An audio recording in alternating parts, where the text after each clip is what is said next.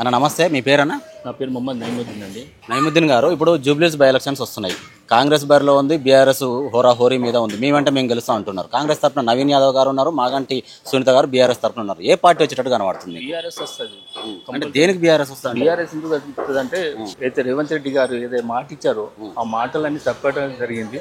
ఒక బూడుబుంగ లాగా వచ్చి ఆ హామీలు ఇస్తా, ఈ హామీలు ఇస్తా అని చెప్పడం జరిగింది. ప్రజలకు ఇలాంటి హామీలు నెరవేరలేదు. 6 గ్యారంటీలు 420 గ్యారంటీలు అని చెప్పడం కానీ అది జరిగింది ఒక్కటి కూడా కాలేదు. ఇవాళ కేవలం షాదీ ముబారక్ 1 తులం బంగారం ఇస్తా అని చెప్పి కూడా షాదీ ముబారక్ ఇవ్వటం లేదు. కేసీఆర్ కిట్ అనేది అది మర్చిపోయినట్టయింది. కుట్టు మిషన్లు ఇస్తా అని కుట్టు మిషన్ ఇవ్వట్లేదు. మైనార్టీకి 1 లాఖ్ రూపీస్ అని చెప్పి 1 లాఖ్ ఇవ్వడం. ఇంకా దురదృష్టం ఏంటంటే, రేవంత్ మనం భారతదేశంలో ఎప్పుడైతే తెలంగాణ రాష్ట్రమో ఆంధ్రప్రదేశ్ రాష్ట్రం ఏర్పడినా కూడా ఒక క్యాబినెట్ మినిస్టర్ లేకపోవడం దురదృష్టం. ఎందుకంటే మా సమస్యలు ఏమైనా ఉంటే మేము చెప్పుకునేదానికి ఇవ్వలేరు మాకు. ఆ రోజు కేసీఆర్ గారు ఉన్నప్పుడు మహమూద్ అలీ గారు డిప్యూటీ సీఎంగా ఉంటే మేము చెప్పేది, సార్ మా షాదీ ముబారక్ ఇవ్వండి అని చెప్తే సార్ పోయి అక్కడ అడగడం జరిగింది. రెసిడెన్షియల్ స్కూల్స్ కావాలని అడిగాం. రెసిడెన్షియల్ స్కూల్ కూడా ఇవ్వడం జరిగింది. 204 రెసిడెన్షియల్ స్కూల్స్ కేసీఆర్ గారు ఇచ్చిండు. దాని ద్వారా రోజు ప్రతి యువకుడు, చిన్న పిల్లలు చదువుకొని పైకి వస్తున్నారు. అది మా మైనార్టీలో చాలా సంతోషమైన వ్యక్తి. ఇమాం మోదన్లకు మేము 5,000 రూపాయలు కేసీఆర్ గారు ఇచ్చిస్తా అంటే సంతోషంగా ఇమాం మోదన్ కూర్చోబెట్టి వాళ్ళకి కండువాలు కప్పి వాళ్ళకు షాదీ ముబారక్ చెక్కులు ఇవ్వటం లేదు. ఇది ఇమాం మోదన్ల జీతమే.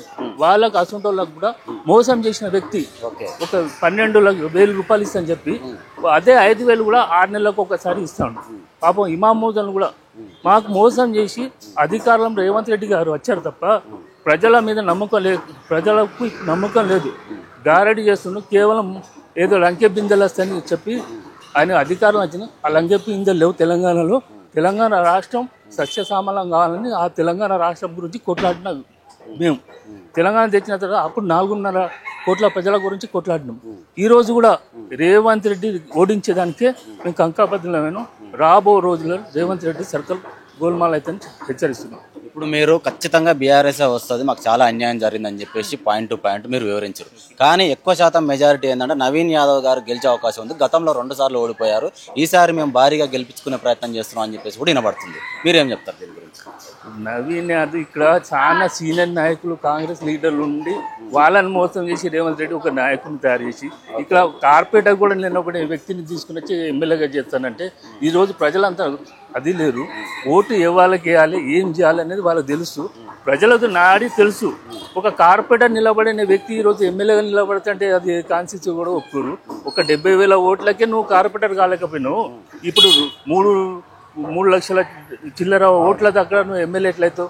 భయపట్టిస్తావు కావచ్చు, భయపట్టిస్తావు తప్ప ప్రజలు అయితే భయంకు ఓటేసే ప్రజలు లేరు.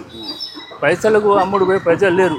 మాకు అన్యాయం జరిగింది, మేము ఓటు బీఆర్ఎస్ చేస్తాం, బీఆర్ఎస్ క్యాండిడేట్ని గెలిపిస్తామని ఖచ్చితంగా ఓటర్స్ చెప్పడం జరుగుతుంది. ప్రజల నాటి అధ్యక్షుడు ఉంది.